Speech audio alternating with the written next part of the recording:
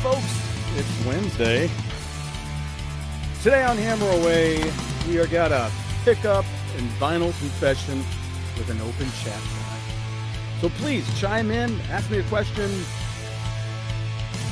tell me something I don't know. Can you dig it? That'd be pretty cool. Can you dig it? Can you dig it?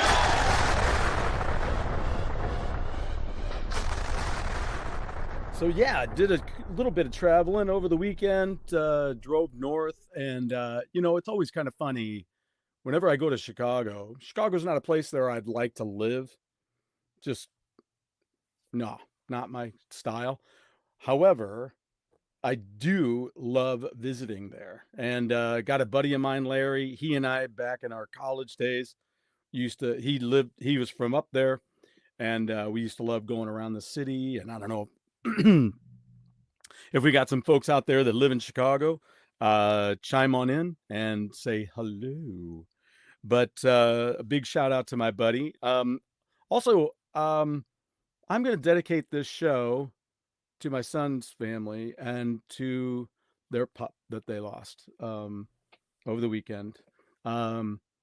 His name is Jasper, and he was a fantastic dog. So I don't have a photo on hand here, but just a fantastic dog. It had a little bit of an issue, so didn't make it through that. So anyway, that's all there is to that. And but just amazing dog. Yes, to my buddy Jasper. So anyway, what we're here to do is go through some things that I picked up. Now, some of the things that I picked up, these are, I do have some DVDs and stuff. I like going to the library, and I like picking up books and stuff like that.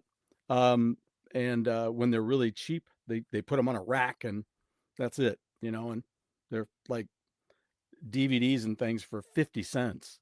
So I've picked up some crap that way. I've picked up some known crap. I got a little bit of that to show you.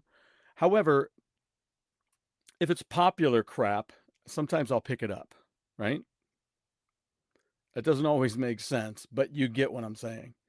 I may not like it, and popular is a relative term, I suppose, right?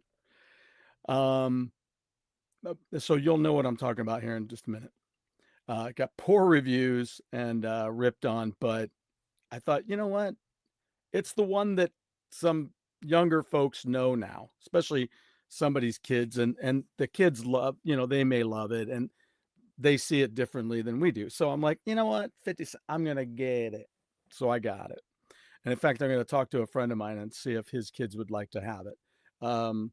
So 50 cents, I'm just like, I'll get it and give it to somebody at school. But the issue with that is they don't have a Blu-ray player. So this is a Blu-ray disc that I picked up. You'll see what it is here in a second. Anyway, two of my all-time favorite places to go to up north there is when it's available, because it's only available one weekend a month. Dustin has in Evanston, Illinois. I think I mentioned this before. Dustin has the record sale. That's what it's called, the record sale. So he's a former DJ, or he may do some DJ jobs still, but he also works with his local community for murals that are on buildings and walls and things in parks even.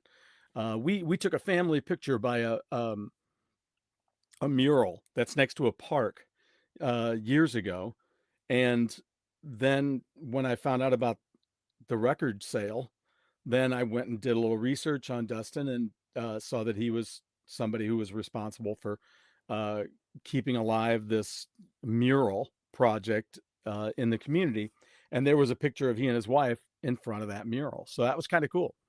So it's called the record sale. Anyway, it's up in Evanston, Illinois, one weekend a month. You can check them out on online, and they have a Facebook page and such, and they'll tell you where, when and where it is and all that stuff. So, but really cool. Also, another one of my uber favorite places to go is Squeezebox. It sits on Main Street, downtown Evanston, right on the corner. And they have books and CDs and vinyl, tons of vinyl. They have a lot of CDs. You kind of have to be ready to go through because they have things in these little plastic, you know, bin things that angle on the end so you can flick through all the CDs and stuff. But you got to be ready to grab those out and pick them up and kind of look at them, right? So if you don't mind doing that, they have some really good stuff in there. I picked up that double CD of the Eagles' greatest hits. A couple, maybe that was last year or the year before. I think it was probably the year before because I've had it for a little while. Um, let's see, they also have some great music DVDs. They had a movie that I really, really enjoy. That's a great movie. Uh, that's music centric. And where is it? Down here. Let's see if I can find it. I don't know that I will. I should though. It should be sitting right here.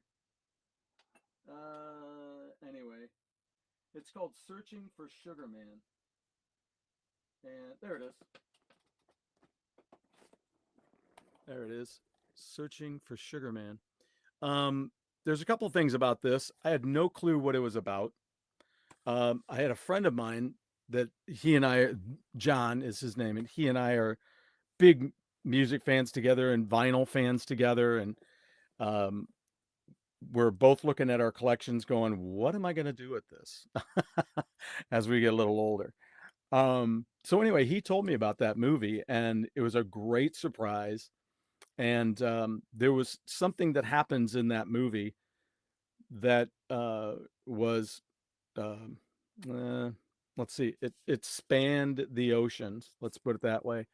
And somebody that I met while I was over in England during the 4 shows that I saw and followed Wayward Sons over there, she was familiar with all of that and lived there when this movement was happening. So it's pretty cool. It's really cool. Hi, Penelope, in case she's out there watching. Um, she uh, she and I met at one of the venues there in England in the front row, and she told me, she goes, "I'm a Wayward Sons fan," and but she didn't know they were playing there. She was there because her daughter wanted to go see. Her kids wanted to see Steel Panther, and I said, "Well, Wayward Sons is opening up." So we chatted quite a bit and stuff, and so now she's in Scotland. So pretty cool. Um, all right. So yeah, but they had a copy of this there along with some other I think I have the Neil Young um film, and actually yesterday was the anniversary of Heart of Gold going #1. What do you know about that? Um Lots of cool things were happening yesterday. I'm sure I probably even have something up about what's happening today, but that's not why we're here. There's plenty of things out there, so maybe we'll look some up at the end. Um, Nonetheless, they had it for $3.99. That Searching for Sugar Man, and the Neil Young one for $3.99, and a couple of other ones for $3.99, and then everything else is really pretty well priced. I bought that double Eagles Greatest Hits for $5, and it was like in brand new shape. It was great. It was really cool. Um, so when I go to the library, I do these 50-cent things nonetheless. And I'm saying that a lot today, right? Nonetheless. Um, so I found this. I read a review on it. It didn't get a great review on Rotten Tomatoes. It's like 5.7 out of 10. Was Chaos Waiting or Chaos Walking. Sorry, Chaos Walking. It's supposed to be kind of a dystopian future story, but it's got Tom Holland and Daisy Ridley in it. Daisy Ridley, of course, from the newer Star Wars films. And then this is the one I couldn't pass it up. It's, as far as I know, it's kind of garbage, but kids gotta love it. The first one was not garbage. The first one was very entertaining, but this is kind of a, I don't want to call it a reboot. It's a, I don't know. I haven't watched it. It's just gotten really bad reviews. It's Space Jam. A New Legacy. So there you go. For 50 cents. Here's one. This is let's see, from director Dev Patel and producer Jordan Peele. Monkey Man. I don't know if anybody's familiar with that movie, but I've only heard of it, and so it looks kind of interesting. So I thought 50 cents, what the heck? Now look at this one. This is one that definitely bought to just give it away, and it's in a case that it's not really made to hold three things, I don't think. But look what this is: 50 cents for all of the Tobey Maguire Spider-Mans. I thought this would be fun to give to somebody. Maybe I'll just give it to the school. I don't know if they can play it there. I think they can. It's all PG-13. So, um, and the first one, is it PG-13? I would assume. But yeah, I'm like, the third film's really the only one that bugged the crap out of me. Otherwise, they were pretty good. Here's one that I thought I'd check out. It's a horror thriller escape room. Tournament of Champions. More like Tournament of Champions. Jeez. I don't know. I don't think some of them don't live. That doesn't sound like champions. Sounds just like death. So one night is not enough, is what they would say about this. The Forever Purge. So I thought 50 cents for a Purge movie. I'm in. I'll go ahead and pick that up. Um, I still need to sit down and I got to figure out in what order they go, because if I'm just gonna watch them, I just want to watch them. So you know what I mean. Salvatore, how are you? Welcome back to the show, and good to see you from last night when I was on Papa Pete's show. Um, that was a fun time last night. That was a good time. If you haven't checked out Papa Pete's channel about some retro gaming, do it. It was fun. We had a fun time last night. They were playing some in television, and Lance and I were hanging out. We were just chatting memory things and historical things about yesterday, and we were kind of highlighting Lance last night because Lance shows up on Papa Pete's show, shows up on my show here, and drops a lot of facts and things like that for me to talk about, and I love that. Um, and we just really we love him to death and really appreciate him. Mr. Lance Jennings, that's right, folks. Um, Great, super duper cool guy, and he's a racing man too. Pretty cool. So so I made it over to let's go through the record sale first, and it is called the record sale. So when you pull up to the guy's house, to Dustin's place, it's right by an intersection, and I think there's a school across the street. And you just park in front, and there's little signs that tell you to go around the back. And he's got a separate garage there. It's a separate building, and he just has a nice little array of stuff. It's what I like about it is he's it's small enough that he can point you right where to go to look for something. If you're looking for, like, I was looking for a Blue Oyster Cult album, and he's like, oh yeah, it'd be right in here if I have it. And then but also it doesn't take you long to go through there. So I do have a funny story though, about when I was checking out. So I went in, I hadn't seen him in probably 2 years. My son and I went in there for the first time a couple of years ago. And it was funny because I had seen the sign the last time I was there, and it's just a little handmade sign. He put one outside of a church, I think it is one where one of them is, on our way to do other things. And then when I went back, I'm like, man, it would be great if I just saw that. Hey, there it is. And I said, hey man, there's that thing. We should go. And he goes, okay, yeah, it's not too far from here. So we turned down a different way and went over to that, and had a great time talking with Dustin and everything. And he gave me a good deal on some vinyl. And last time I was there, I picked up I couldn't tell you everything that I picked up, but I can tell you the one thing I did get that time was a pretty good copy of War of the Worlds by Jeff Wayne. If you've never heard it, do yourself a favor. I've talked about it a couple of times on this show. Jeff's face on the AI intro. Yeah, I couldn't believe it. He kept me, Slappy kept me pretty tame. I was really, I was kind of surprised by that. I was really kind of tame. I almost was kind of thinking he was going to do one of these, but it didn't happen. No big deal. Slappy does great work. It's really cool. I can't wait to see if I can get into a realm of doing stuff like that once I finish up on this job. I can concentrate more on the tech. So anyway, um, I bought um, I bought four things, and three of them were super cheap. Well, they were all super cheap, but three of these things were super duper cheap, and I bought them in the $1 section because I wanted them for the cover. Now, one of those I've purchased once or twice for a really good price, um, and it's Head On by Bachman Turner Overdrive. Um, this one, I think, might be the last one that had Randy on it at the moment because he stepped out and he did Iron Horse, which I suggest you listen to that.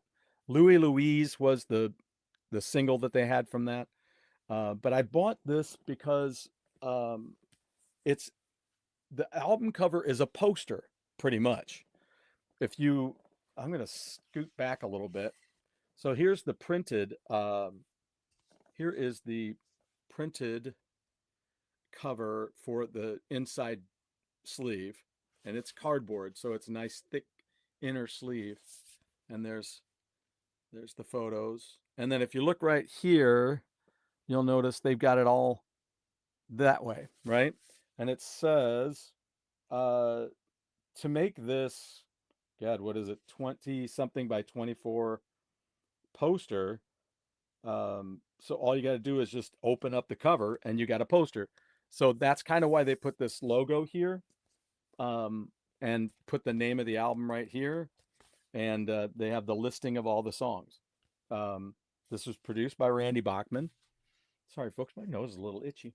Um, and so here they have the song listings here with C.F. Turner. And you just open it up. So you got the first one, and then you've got C.F. Turner as well. And then you let that drop down again. Oh, and the way, oh, interesting. Okay. So this one's not opened up. The one that I had prior was opened up. Okay, so you open it up and then they flip out and then you can have all four and it makes a huge poster. So there you go. All right. So Rob Bachman and Blair Thornton on the inside. I did meet this makeup of the band years ago, and I was so thrilled. I think I've talked about it on here before. I got in trouble. I'd already clocked out for the night. I was an usher at the venue where they were playing, and and so I waited until everything was done and I was clear to go, and I clocked out and I went back on in and went backstage and met all of them and got their autographs because I was not going to pass that up. Tim Bachman had been through before with his setup of Bachman Turner Overdrive, but that's the one I really grew up on. I never listened to their first album when I was little, but then BTO2 I did, and that was Tim Bachman, and then Not Fragile came out. By then Tim was out, and they had Blair Thornton in, so so it was great, and to meet those guys. But then my boss got really mad, and she's like, so then she put me out in the lobby for a couple of shows. Strange, really weird. So anyway, but then also in the dollar bin, I found these two. Um, there you go, Working Class Dog by Rick Springfield, and by Rick Springfield also Success Hasn't spoiled me yet. Now, these were funny days. I've talked about this before, I think, on the show, where back in high school, we had a buddy of ours whose girlfriend was a huge Rick Springfield fan, and he ended up having to go. I mean, we said back then having to go to the shows, which I wish I would have gone to one of those um, back then because I like Rick Springfield. Um, so I don't know what the vinyl's like on those. I did take a look at one of them. I actually I looked at them because on the inside, so they're kind of fingerprinty. I'm gonna have to clean the crap out of them and see what I can do with them. But I looked on the inside. They have the original sleeves, but I think they're reprints because these are the thick, dark cardboard. So I think these are reprints. Then, so what they do is they, you've seen them before where they have the covers. It's a dark cardboard, and then they print on paper. They print the cover and then wrap it around it. So it's kind of clunky and bumpy and stuff like that. But um, inside, I guess you pronounce it towel. Um, there was this sleeve was on the inside of the first album, and the vinyl I think was inside of this. Which this is the cover for Tao, uh, the inner sleeve for Tao. So kind of interesting. But anyway, that was a little bonus. Then I was talking to him about laser discs, and sure enough, I found a few laser discs. And speaking of music, there you go. Billy Joel, Eye of the Storm. So these are all, this is a 25-minute laser disc of songs and things from the Stormfront album. So the funny thing is I put these up on the counter to pay and leave, and he goes, "You know what this is?" And I said, "Yeah, it's a laser disc. I got one of those. It's cool." And he goes, "Oh, okay." So anyway, that was that. Um, then I went to Squeezebox. Now I did look from the Blue Oyster Cult album there. I have purchased stuff on vinyl there, but it's got to be a real good deal. You could argue whether or not the Who album was a real good deal. Um, I bought It's Hard there, the new version that has two vinyl discs with it. Um, I bought that for $20. I thought that was pretty good. That was a part of my Mava case, and I didn't know how else I was going to get it unless I rebought it again, with a newer vinyl. Um, because let's face it, I, I had a good feeling about it, about the quality of that one. But the vinyl, I mean, to find one out there, it's going to cost more than that. So they're going to be charging more for the original, I would assume, if it's worthwhile. You know what I mean? I just don't know why I don't have it anymore. I don't know where it went. So that's sad. Sad and weird. Um, so anyway, and the other piece of vinyl that I bought there that I remember is Iron Maiden, Rock in Rio. That costs $30. It was like a very, very good condition. I would have to say probably near mint condition. And the guy was cleaning it in the back. And I said, ooh. And he goes, oh yeah, you're a Maiden fan. I go, oh yeah, yeah. And I go, how, just for fun, how much? And he goes, I'd probably give it to you for 30. I'm like, awesome. The other thing too, I didn't mention this. Part of the Mava case was the first Cars album. Now I know I've mentioned this on the show before because I bought it recently for $8. He had a copy of that at the record sale for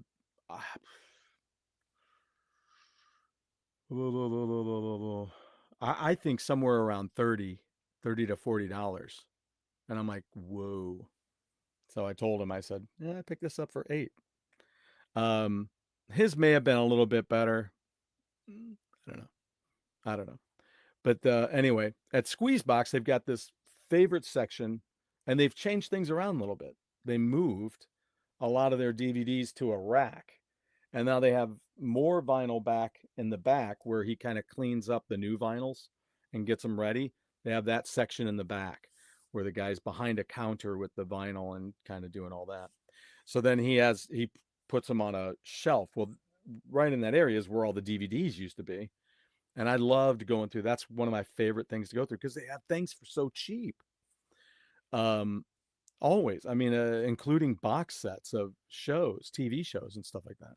So I'm taking a look, and I'll show you this first, even though this wasn't my first stop, because on my way back to that section, I always go there first now because they have those plastic bins in which they have DVDs for $2. All right. But then I made my way to the back, and I did find this, saved me a few dollars. I could have, it was looked like it was in great shape, so I picked up The Thing on Blu-ray. $5.99. That was it's $8.99 brand new on Amazon right now. So I'm like, yeah, saved me a few bucks. So then in the $2 section, I kind of put these in a bit of an order. Just, you know. So they had this, the complete 1 and 2 series of the original Office with the special for $2. I'm like, yeah. I loaned it out and hadn't expected to get it back, and didn't. So not a big deal. $2. Got it again. This is one of those movies that I've talked about before where I caught it on cable when I was in high school and fell in love with it. Kind of like Force 10 from Navarone is another cool one from that time frame. And this one was a war movie as well. I'm just going to take off this little bit of a sticker because it drives me nuts that when it gets left on there. Because by the time you finally get around to trying to take it off, if you've waited too long, it won't come off. You know what I'm talking about? You can hear that. You hear that? Trying to get that sticker off of there. See if I can get it. See if I can get it. Come on. Get over there. You know you don't want to be there. Hey, did you guys have a great St. Patrick's Day? I hope so. We had a great one, hanging out and doing things, eating foods and things like that. There we go. All right, stickers. Taking a wolf. This is a Freddie Fields production, John Huston film with Sylvester Stallone, Michael Caine, Max von Sydow, and Pele.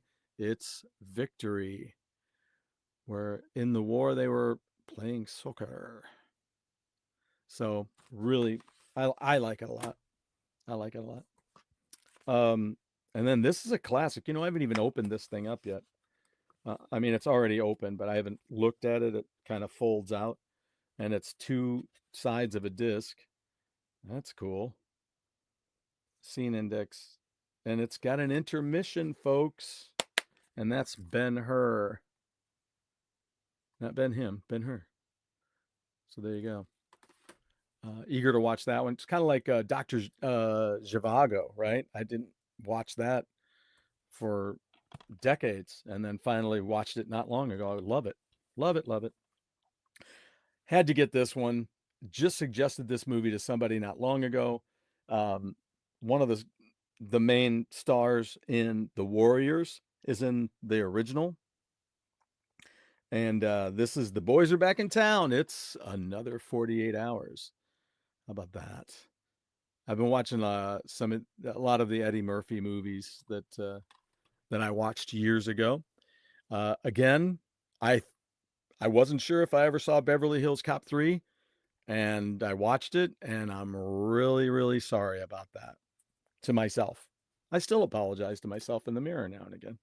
So sorry. That was a waste of your time. Look at this. It's missing a disc, right? It's missing disc number 4, I believe it is. But I mean, it's not a show that I'm going to really watch that much, but it is a Filmation show, and it is huge and very widely known. And I just saw the movie again. I watched it a second time on how this show came to be. And missing one disc, I'm like, for $1.99, yeah, I'll take every other disc of He-Man and the Masters of the Universe season 1. Yes, I will do that. So it comes with the box sleeve on the outside, which I don't know, I may use that for something else. A lot of times I take these boxes off because I'm going to use it to in my crafting stuff. So it's kind of cool where it's got a kind of a hologram look to it. That's pretty neat. But yeah, then it's got the big case. Because what I'll do is I'll look at this. If the artwork is the same, which this is, and even on the back, it's identical. Okay, I'll just use the box for something else. You know, but it's one of these where it's a big fat case like this, and it's got the little booklet in it. So if anybody ever tells me, "Oh, I liked that one show," I can look in here and go, "Oh, that's on disc 4. Yeah, I don't have that one." So anyway, but yeah, no, it looked like it was in good shape. So I'm like, yeah, that's great. Plus you know, to have the box, it's pretty cool. But yeah, I figured this is something good I can watch with the grandson, and that'd be a lot of fun. A lot of cool stuff. Here's a classic, The Wild Bunch. There you go, a classic Western.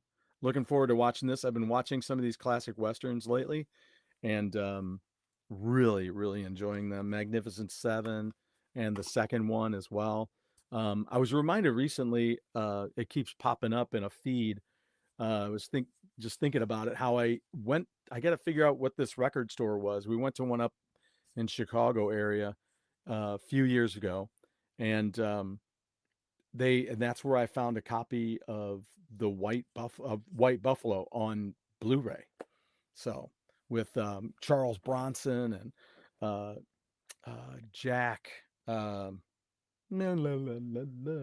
Jack Warden is in it, and it's cool. That's another one of those classic cable movies that I watched. Another one I was talking about last night on Pete's show, called Fooling Around. And I did find a copy out there on YouTube. You can check it out here on YouTube. And it's called Fooling Around. It's got Gary Busey and big heartthrob Annette O'Toole, who most of you would know because she played Clark Kent's mom on Smallville, or Dramaville, as I like to call it. Finally, in the pickup, I got this. I could not believe this was in there for $2. Was Black Sabbath, The Last Supper. So great DVD for $2. Just amazing. I'm really looking forward to checking this out. I haven't seen it yet, and I'm looking forward to it. What's really amazing is probably looking at this and seeing when it came out, because, it seems like it wasn't that long ago, but it was 1999. Whew. Oh my God. Ozzy knew pretty much what he was still saying back then. Which reminds me, when did the Osbournes start? I mean, I could find out, I guess. It's right back here. Let's see if we can figure that out.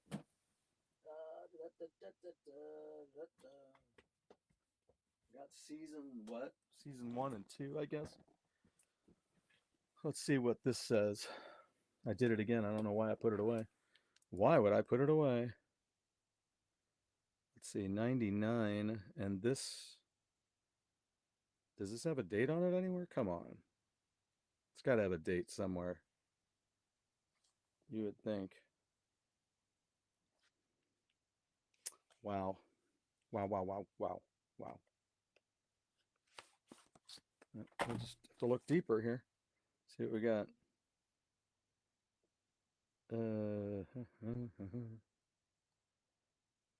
You guys, I don't even see a date. I'll dive even deeper. Let's look at the disc. Maybe usually the disc will have it on it.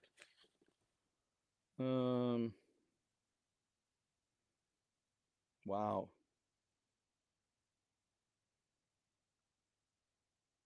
Yeah, I don't even see it on the disc right now. That's disturbing. See if we can find it in the booklet. Well, back in 1981. Well, we know that's not when it was.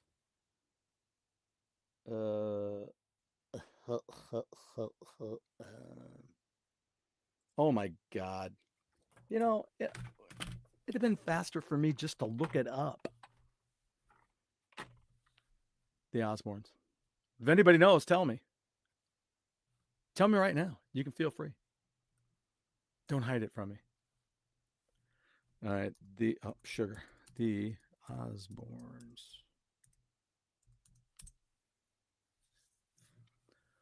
Reality TV show 2002. So there you go. He did The Last Supper and he hit a rise in popularity again. And they started it off in 2002, I guess. The final episode was in 2005, March 21st, oddly enough. So it's coming up on its 20th anniversary of ending, but March 5th in 2002. So that's when it started. So March 5th. So it just passed its opening anniversary of 23 years ago. Wow. Wow, wow, wow, wow. Wow. All right. So there you have it. The Osbournes is an American reality television series featuring the domestic life of heavy metal singer Ozzy Osbourne and his family. His wife Sharon, their daughter Kelly, and their son Jack. MTV. That's what's really weird. I didn't realize that MTV is who has um, Yellowstone and 1823. It's kind of weird. What are you saying here? JW, what's up? Get Blind Man. 1971, about a sightless gunfighter who fights back against an evil villain played by Ringo Starr. Or shall we say Gringo Starr, right? That's pretty wild. Get Blind Man. Okay, I'll have to look that up. Um, wonder if it's out here on YouTube. Do you know? Have you seen it out there? Do you own it, JW? So this is JW, folks, who has the song Edge of Blue that I played for you guys on here. It's a spaghetti. Oh, well, I love spaghetti. I'll just get a big bowl of it. What's your favorite thing to have in spaghetti? Do you like meatballs? And if you like meatballs, do you like big meatballs? Or do you like smaller meatballs? Do you like anything else in it? Maybe sausage instead. Maybe a combination of a meatball with beef and sausage. Who knows? You think you have it. All right. Yeah, that's the way it goes with collectors, right, JW? I think I have it. You prefer mushrooms. I love mushrooms in it as well. I would love that. Yeah. Yeah, yeah, yeah, yeah. I like somewhere in between, you know? Like I made some meatballs that were about this big recently. You know, that something like this is too little. The big ones like what was it? The Wedding Singer, right? Where he plants those two meatballs in his hands. Oh Lord. Um, but yeah, I dig mushrooms as well. I wish I had some mushrooms right now. I'd put them on my pizza upstairs that I'm gonna make. I'm gonna make a pizza. I love making pizza. I'm still getting ready to get you guys in there. Hey, sorry we haven't done the integration yet because I was looking at it today in here and I'm just trying to measure how I want to do it. I mean, I have, yeah, let me just take you around for a little tour if you don't mind. Um, what I've got to do is, first of all, I've got to figure out what I'm going to do with these three pieces. These three pieces just go together so well that I was going to put them on the back wall back there.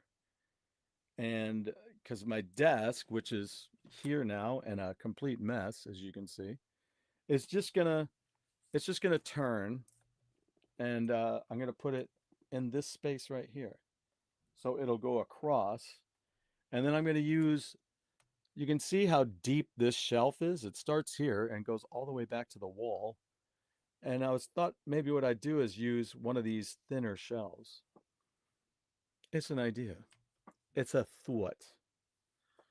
So anyway, but I just have some measurements to do, and because man, with all of this, moving it, you don't want to move it too often. Um, what do I think about Kiss making the roadies and techs pay to do that job?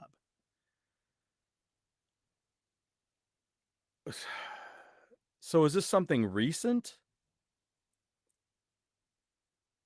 So Kiss making the roadies and techs pay to do what job? Their job? I don't understand. Yes, last week. Oh. So what'd they do? Have a bunch of people pay to be their roadies? Oh, wow. I think that's extreme bullshit, is what I think it is. Man, what a way to. I mean, they won't see it that way. Gene won't see it that way. I get it. Whatever. I mean, if he can make money, that's what he cares about. He doesn't really care about the fans, because and here's the thing. Um, he doesn't care about the fans. I mean, really, that's all that says to me. I mean, do you think that guy paid to hand Elvis the towels on stage? No, that was his buddy Charlie. I mean, he was like the road manager. He was like very, very important to him. Muy importante. So, yeah, I mean, that's a good point. That's a very good point. But I mean, those guys went through some shit with Elvis. I mean, Elvis, and I'm not saying the guys, you know, with Kiss. I don't know. I don't know what that's like. But Elvis, I mean, we've seen it where he just pulled a gun and fired everybody. You know, that's just one of those things. Jason Chef's dad was a longtime Elvis band member, I heard. Huh. Now, wait a minute. Jason Chefs. Why am I losing track of that? Jason Chefs. That's not a name. Let's see. American bassist, singer, and songwriter, frontman of the American. Oh, of Chicago. Okay, so he was in Chicago. He's been in Chicago from '85 to '16. Okay, all right, that's who that is. Yeah. All right. Um, yeah, I've seen him live a couple of times. It's good. It's real good. Um, Look at that. In addition to performing the band's classic material, Chef had composed several original songs for the band, including their '89 top 5 single, What Kind of Man Would I Be? Chef also co wrote the song Heart of Mine with Bobby Caldwell and Dennis Metkoski. Sorry. The song became a big hit for Boz Scaggs in '88 and was included on the '88 Boz Scaggs album Other Roads and the collection Hits. Chef performed Heart of Mine several years later in 2007 for a theater in the round setting at the Bluebird Cafe in Nashville. I was just talking to a friend of mine about maybe heading down to Nashville soon. Chef, along with co writers Peter Wolf and Ina Wolf, wrote the song Bigger Than Elvis in '93 for what was intended to be Chicago's 22nd album. The song is about his father, Jerry Chef, describing Jason's childhood memories of watching his father play on television. The album, however, was rejected by Warner Brothers in '93 and remained unreleased until 2008, when Rhino released it as Chicago 32 Stone of Sisyphus. Say that 10 times fast. In 2005, Chef and Chicago founding member Robert Lamb convinced the band to record Chicago 30, their first collection of new material since '91's 21. Chef also enlisted Rascal Flatts vocalist and bassist Jay DeMarcus to serve as producer for the new album, which was released on March 21st. Woo! It's coming up, 2006. What is it about that? What is it about that? In 2 days, we'll have an anniversary for that. Uh, what would that be? 19 years. Chef co-wrote 7 of the 12 songs on the CD. That's pretty cool. That's pretty admirable. Hey, let's see what else we got. In 2005, Chef, credited as Jason Cheffe or Sheaf, appeared on the Pink Floyd tribute album Back Against the Wall, performing lead vocals and bass on the track Run Like Hell, which is one of my all-time favorites, together with Dweezil Zappa, yes, on lead guitar, Tony Kaye on keyboards, ooh, Ainsley Dunbar on drums, holy shit, and Bob Kulick, wow, on guitar, and Billy Sherwood, holy crap, also on keyboards. Damn. So if you haven't heard World Trade, check them out. Second album, First album, far out. Third album, pretty good. Let's see. Anything else? Let's see here. Oh, singer bassist Jeff Coffey filled in for him on the summer tour, of 2016. Chef took a leave of absence. So a few weeks after performing with Chicago for the band's Rock and Roll Hall of Fame induction in April of 2016, Chef took a leave of absence from the band.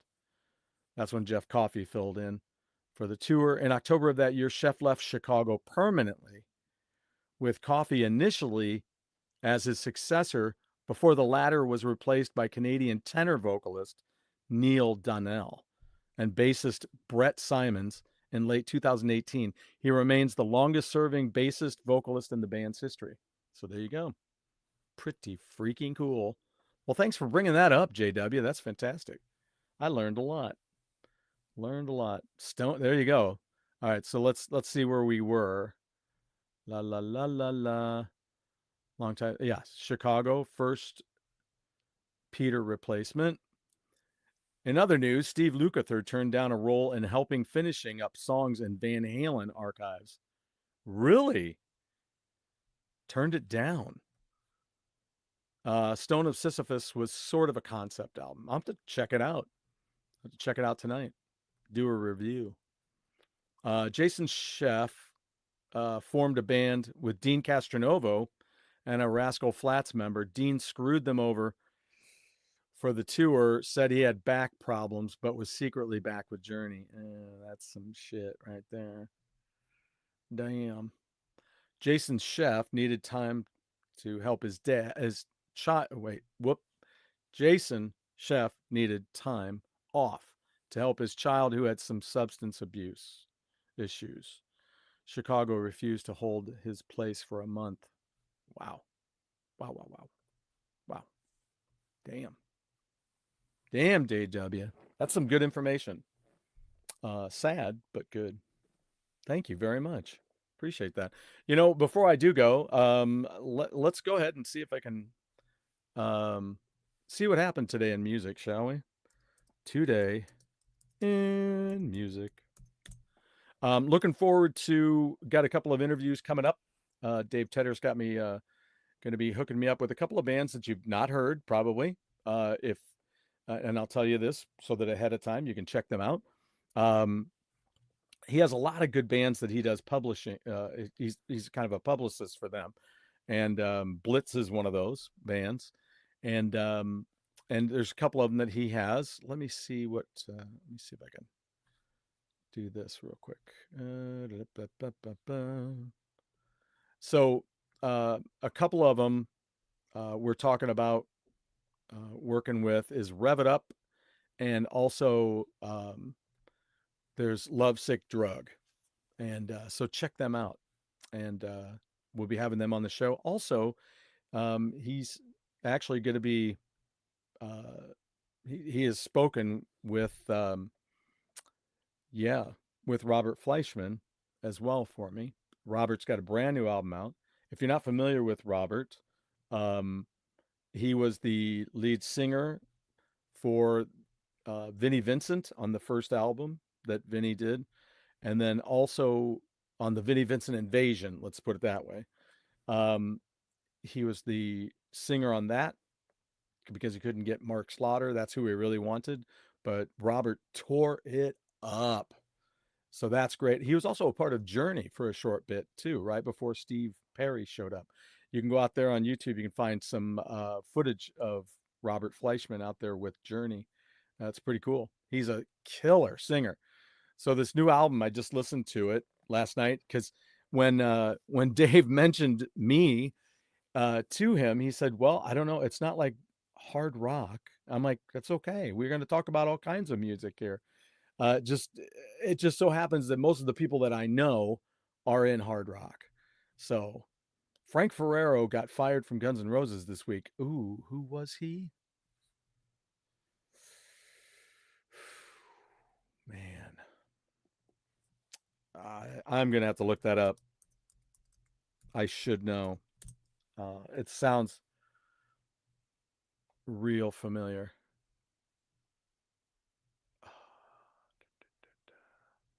Am I spelling it incorrectly? Because I am not seeing anything. Uh, he's a drummer. Ferrero.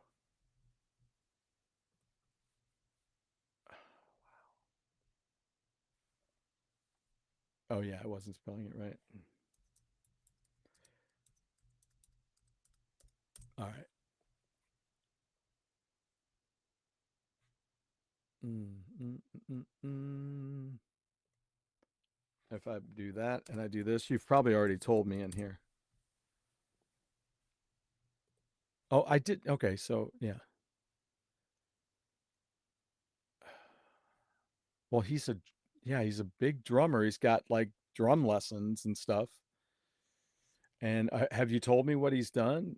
No, you haven't. So interesting. So I see enhanced drumming education with psychology. Frank Ferrero face. No, that's not it. Ferrero drum lessons. Frank Ferrero. Okay, I'm on his Facebook page. Huh. Pseudo Saints. I started a Substack. What would I know him from? JW? Buck Cherry. Okay. Brand new song ain't bad. Okay. There you go. Ferraro makes Lemonheads too. Really? Huh. Never got into Buck Cherry much. Um, just some of the newer stuff. Some of it I probably would like. There's probably other stuff like it that I would like, or that I do like. Um, I've been bumping into a lot of um, bands that I didn't know anything about, um, because I'm still using Spotify. I'd like to switch over um, to Apple Music though, um, just because of the way that you know Spotify doesn't treat musicians well. Um, so anyway, but yeah. Um, what was I saying? But yeah, anyway, I was listening to an album the other day and then it went on to something else. Today I was tuning in on The Almighty. I don't know if you've ever heard them or heard of them. Been around for a long time, and that is Ricky Warwick, who is in Thin Lizzy as well, and then Thin Lizzy, the newest lineup, uh, started going by the Black Star Riders. If you've not heard Black Star Riders yet, check them out because they are fantastic. Um, so anyway, yeah, but that's the thing. So let's see. I don't like Buck Cherry, but the new song seems more mature than their old stuff. That's cool. I can buy that. I can buy that. Bad Touch. Check out the band Bad Touch. See if you like them. I think that's some of the bands that were coming in. I mean, I've already been familiar with Bad Touch for a couple of years now because they had a track that they did with Derringer's daughter, I think. Is that right?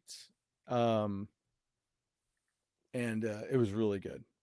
I heard Mickey D's song filled in for a Scorpions gig. Oh, wow. Wow, wow, wow. Yeah, his son. Yeah, okay. All right.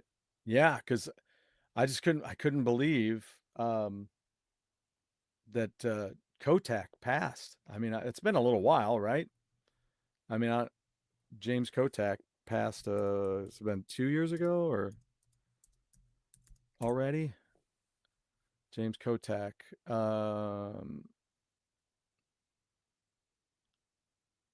His last January last year. So, yeah. But yeah, I met him at the NAMM show, um, and I guess trying to think. I guess I met him at the Scorpion show too. We went backstage at the we were supposed to go backstage on the Face the Heat tour, but we were backstage waiting and for Trickster, and then they never came out, so we just went out and it didn't work out. But I did get to hang out with them on the Eye to Eye tour, which I kind of thought that album was kind of cool. Had some neat stuff on it. It's very different, produced by Peter Wolf. Speaking of, oddly enough, of Peter Wolf, it's kind of weird. Um, so yeah, yeah. What'd you say here? Yes, he lived in Kentucky, of all places. That Kotak, huh? That's wild, really wild. Um, yeah. I was gonna say, should we play the video, JW, a little bit of the video for anybody who hasn't seen it yet? The Edge of Blue video. That's okay if I play that. You let me know. I still haven't gotten a clear. Yeah, it's all right. Go ahead on that. Um, but no, that's a fun tune, man. I love it. I'm glad you're here to talk to you about it. Because that's a lot of fun to play. I love it. And of course, I think my drummer was like, "Are we going to be playing this song?" Peter Wolf was with Faye Dunaway a long while, I guess. Yes, that is correct. Back in the Eyes of Laura Mars day, back way back, right? Back in those days. Laura, is that what it was called? Laura Mars? Is that it? Um, but yeah. And JW, I don't know if you've ever heard me talk about it or not, but the one thing I thought was really cool was centerfold actually has that huge meaning to me because I met a guy who went to high school uh why can't I say her name now?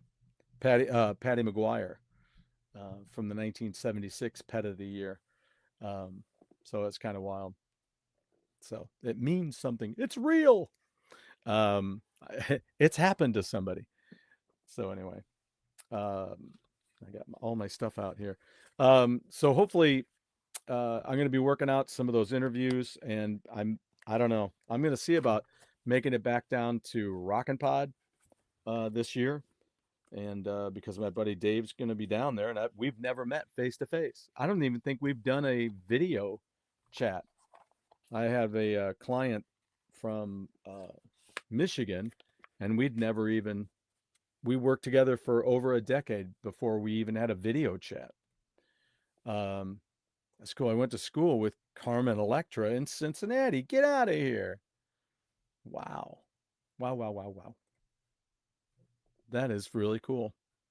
Um, I don't know if yeah, I don't have any school claim to fame like that at all. Well, yeah, the closest I got was I worked I went to school with in college um a woman who was Robin Zander's cousin. She was a Zander. Um so that was kind of cool. That's one of those moments where you're like, I need to meet him. So anybody else out there, JW, anybody else, Salvatore, have you guys ever seen the movie Rock and Rule? Um, that's a big question. See if I can pull it out from over here. Hopefully it's, no, I can't stay seated. I'm going to have to stand up to get it.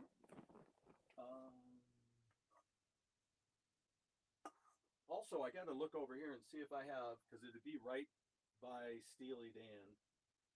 I'm not sure if I have. I saw a copy of Streets of Fire the other day on vinyl, and I'm like, don't get it. I think you own it. And I'm eager to see if I do. Well, that's Steppenwolf. What's this? That is Rod Stewart. I bought it for the cover. That's Rod Stewart. That's Streets. Here it is. Is this it? That's it. That's got to be it. Yep. I'm glad I didn't buy it. I'm like, no, I think you've got that. Streets of Fire, which not very far from Jim Steinman, because Jim Steinman wrote a lot of that. He wrote the music for that movie. Rock and Rule, where is it? There it is. It's right next to the rocker, and Don't Fall Over, Joan Jett. Here we go. Woo. Oh yeah, Respect. I got a copy of that. I need to watch that. Have you ever seen that? Rock and Rule. It's an animated film. Robin Zander does the singing vocals for this character right here. And Debbie Harry does this character here. And some of the stuff is done by Lou Reed as well. So it's got Debbie Harry, Iggy Pop, Cheap Trick, and Lou Reed. It's just a cool animated fantasy film where the characters are animals, they're like dogs and stuff like that, in, basically in a human form. So, Mock at Carnegie Hall. Is it Carnage Hall? That's what they call it, at Carnage Hall. So this was a 2-disc set that they had.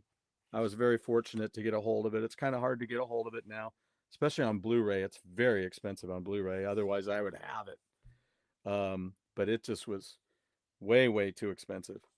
But yeah, Rock and Rule. If you've never seen it, do yourself a favor. It's been a long time. Yes, you're absolutely right. Let's see. Yeah, it is the cartoon. It's been a long time. Saw it on Cinemax. JW, did you collect? We were talking about it last night, and Pete was saying that he collected the little HBO booklets. Did you ever collect any of those things? Anybody out there ever collect those? Those were, I mean, again, I could almost assume that there's probably some back at my house, back home, that I still have. I don't know. They might even be here somewhere buried, but yeah, they are cool. They were, as I mentioned last night, they were about the size of an Atari manual. And that's how they started. And Cineview was the first one that we had. And it was The Spy Who Loved Me on the cover. And then we got HBO, of course, and they had the little booklets like that. And I still remember one of the covers, I think, was the Deer Hunter, I think, was on one of the covers. De Niro on the front for that. I'm trying to remember one of the other ones, but I just remember it was all green. Yeah. And then they went to a longer format, which had two staples on the end. It was about that long, big book like that. So I'd like to see if I still have any of those, but anyway, I guess that is about it. Early 80s had on TV, which was like early PPV. Oh, you could pay to see concerts. Sweet. Very nice. Yeah, what's the other one that was I remember it was out of Canada, right? Night Flight was out of Canada. And I remember catching that now and again. But then I also, let's see, where did I just see that a minute ago? I picked up one of these. Where was it? It was right next to something and I picked up.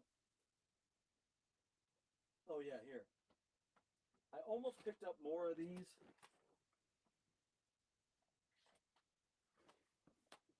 Yeah, it looks like I got this for 50 cents at the library. This is one of the ones that they had for $3.99 at Squeezebox. But yeah, I picked up this. It has Aerosmith on the cover. It's live on stage in '74. It's got Marvin Gaye, the OJs, Barry White, Gladys Knight, and the Gladys Knight and BB King, I guess is what it is, and Ike and Tina Turner, Aerosmith, Gordon Lightfoot, and many, many more.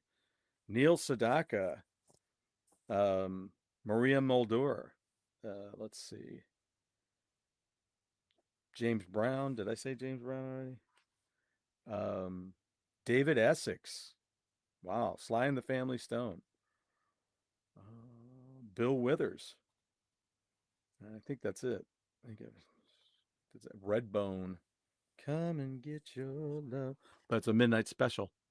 Um, I was going to get a bunch of these. They had a bunch up in or down in Florida when I did that shopping down there, and almost picked up a bunch of those.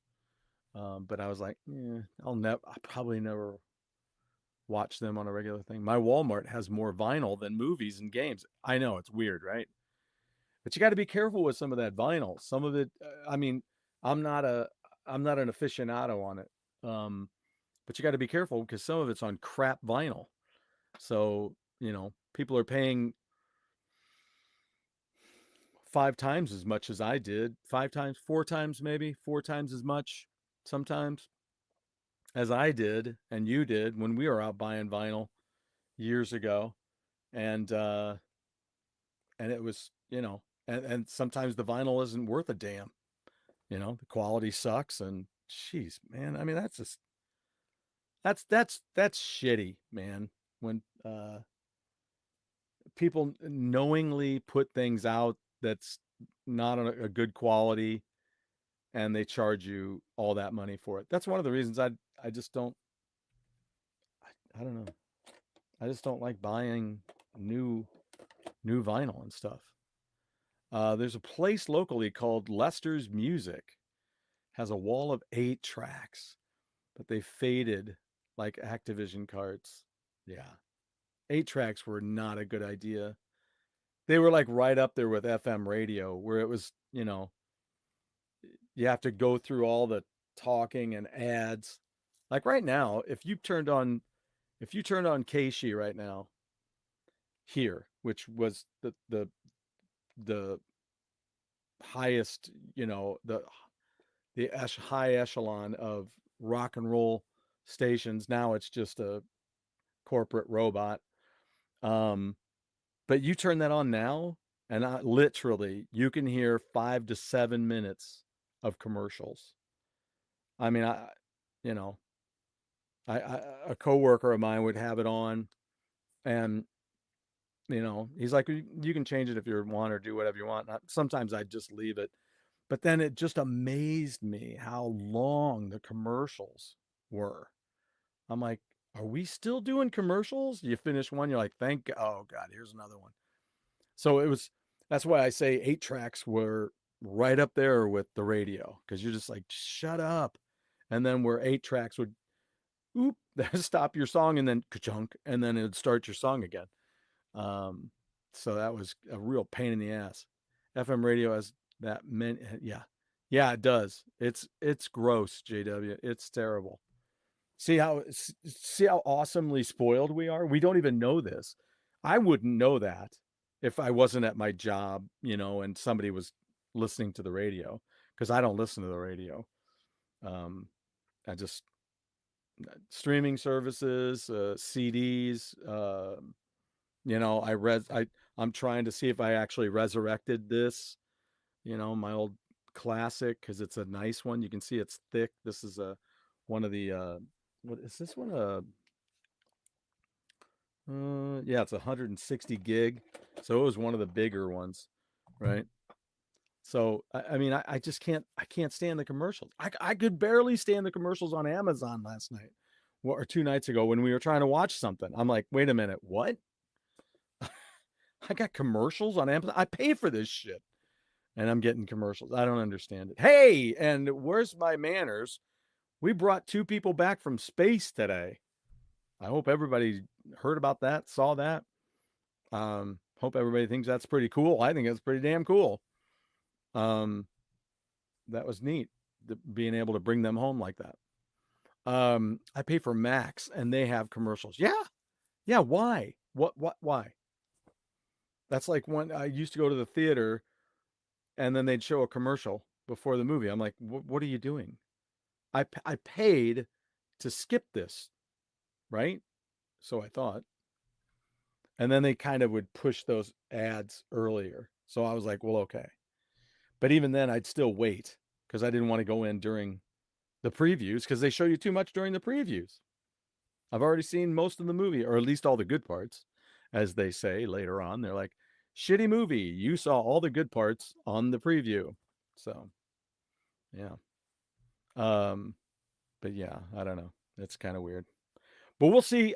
I'm trying to figure out a thing where I can watch some of these movies and have you guys with me, but I don't want to bore you to death with it either. I don't know quite how to do that. I can think about it and think this would be boring, or do I sit there and describe the movie to you because I don't. Obviously I can't just show the movie, but I bought a bunch of Blu-rays at the dollar store, and I'm certain that I bought, I don't know, let's just say I bought 20 of them, right? And I bought them for the covers. All I really wanted was the covers. I just wanted the, you know, a double disc thing so that if I needed something to go into a double disc thing, I had it, right? And that was the cheaper way to do it rather than to buy them online. Because I don't know how much they would cost each, but at the dollar store, obviously a dollar at that time, still a dollar. So I'm like, well, I'll just buy them there because they have double discs and a lot of their selection is double disc Blu-rays. So it's kind of cool because you have your Blu-ray and your regular DVD. So it comes that way. So I did that. Well, I'm like, well, I wonder if any of these movies are any good. So I watched one with oh, I can't say her name now. She was Aunt May in the Spider-Man films. Um, she was in My Cousin Vinny. Why can't I say her name? Marissa. Uh, no. Yeah, just say the name. Anyway, um, Marissa Tomei. Yeah, I had it right. Marissa Tomei. Yeah, thank you very much. I appreciate taking care of me on that. Um, yeah, she was in it, and I'm just like, yeah, okay. By the time I got done with the film, I'm like, whatever. It's kind of depressing. It's kind of like the ice storm. The ice storm was pretty depressing. Um, yeah. So I don't know. You're just like, well, I'll never watch this again. But it was, but I said the covers were cheap, so it's a good way to get them. Anyway, so I'm trying to think. There was a whole bunch of those, and I was going to try to work my way through them. So I'll see if there's a way to review those, maybe with most of my head in the way or something like that. Yeah, I don't know. I don't know. I'll just do a review of it. Maybe we'll just do it that way. You recommend The Wrestler. I have seen that and I own that. That's good. And The Fighter was another good one. Before the Devil Knows You're Dead.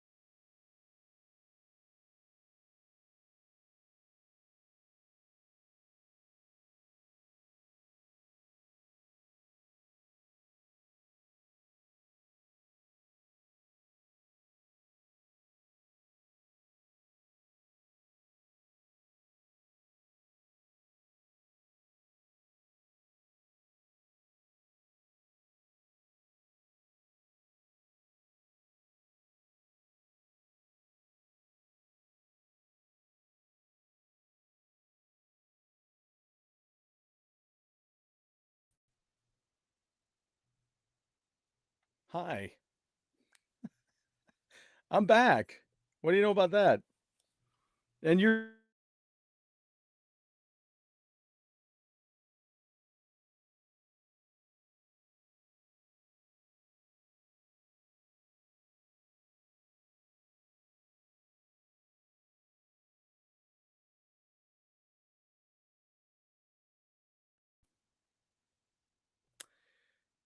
anyway, it's frozen. I think you froze again. I did. Well, the whole damn house just so I appreciate you guys hanging tight and looking at my frozen face. So I might freeze again. I don't know. I didn't catch it the first time. Just all of a sudden everything went black and my faithful pup came down and told me about it. She was like, "What is going on?" I'm like, "I don't know." And it came back on immediately. Um, and then I heard a huge wind come up and it went out again. And y'all are still here. That makes me happy. Um, yeah. Yeah, I'm 104. Yeah. Yeah, I get it. So anyway, probably ought to call it there, I suppose. But yeah, hopefully next week. Oh, and I wanted to show you this. The reason that I bought those Rick Springfield albums, right? I told you I bought them for the covers because I want to print this out. It's a shitty picture, but it's a picture nonetheless of me and Rick Springfield at the NAMM show all those many years ago. This is probably 2008. I don't think it's 2009. I think it's like 2008. And all I had, my camera was charging. So all I had was my laptop computer. So I put it up on the a counter at one of the vendors' booths, and I'm like, Rick, would you mind? And he came over and took a picture with me. So that's what I'm going to do. I'm going to print that out, and I'll frame it with those two albums. Put the two albums together. I'll have to find a frame that'll handle both of those together. So yeah, kind of cool. And then I'll see about putting the. I do like when people do that. They frame the album cover and then they have the album coming out. I think that's kind of cool. So we'll see if I do that. Um, and I'm gonna have to get some tools, I think, to do some of that kind of mounting and stuff like that. But I think that's a neat deal. So all right, guys. Well, thank you for hanging out. I appreciate you hanging for the blackout. And now it's time to go and feed my little girl and the fluffy boy upstairs. And had a great time talking to you guys about these videos. Check out Rock and Rule. Check out Spirit of 76. JW, I want to know if you have ever seen that. And if Salvatore is still here, if he's ever seen that. Anybody else, check out Spirit of 76. It's on YouTube. I've also mentioned that I know at the top it's going to bring one up that'll say buy or rent, and you don't have to worry about that. Just scroll down a couple, and there's one that's full there. It's an hour and 24 minutes or something like that, hour 21. Check that out. Hour and 40 minutes is fooling around with Gary Busey and Nat O'Toole, and Eddie Albert plays her father in that, I do believe. And from Green Acres, it's the place to be. And there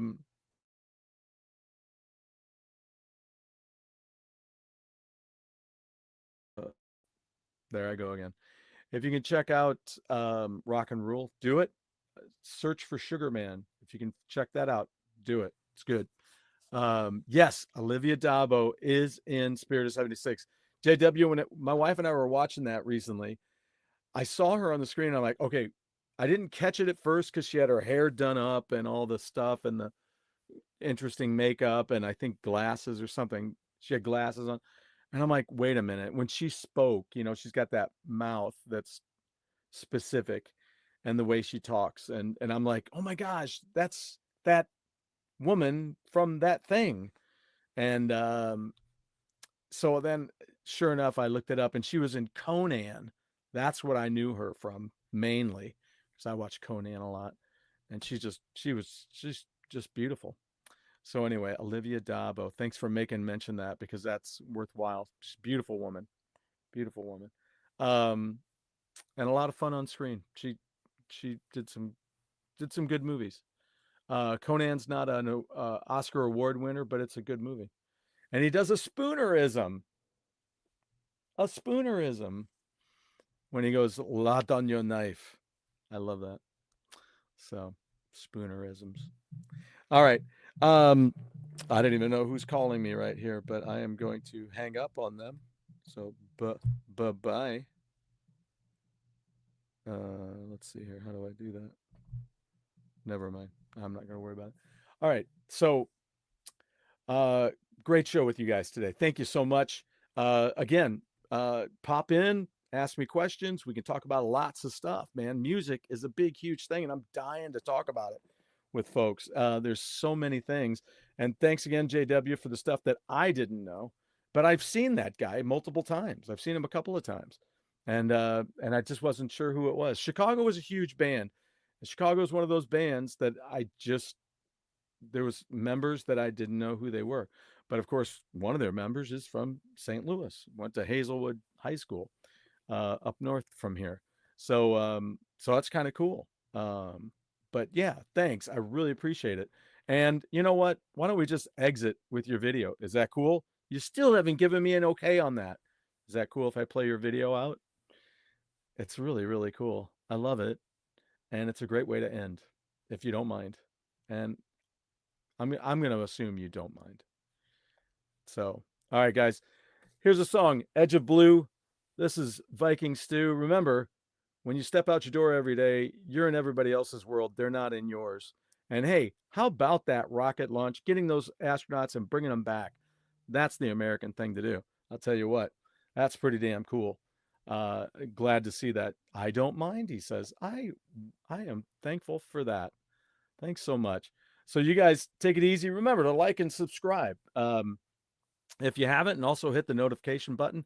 That way you know when I'm out here, even if it's at the last second. Then it just comes up and you're like, I don't have to wait that long. See, that's kind of why I do it that way. That's bullshit, but that's a good reason to do it that way, because whenever you find out about the show, you're like, oh, it's only in like 5 minutes or whatever. So that's kind of cool. It's something I do. It's a public service that I do.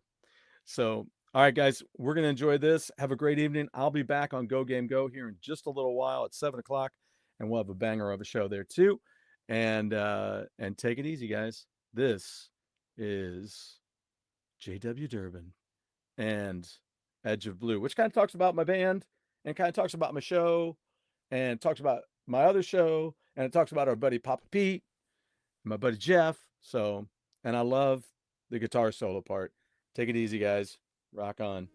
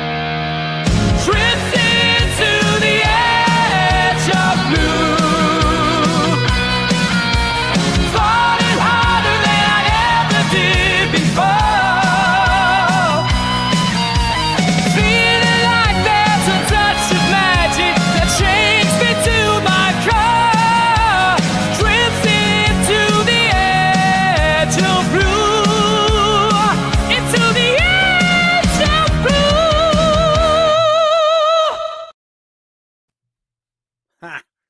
See ya. Oh, oh, oh.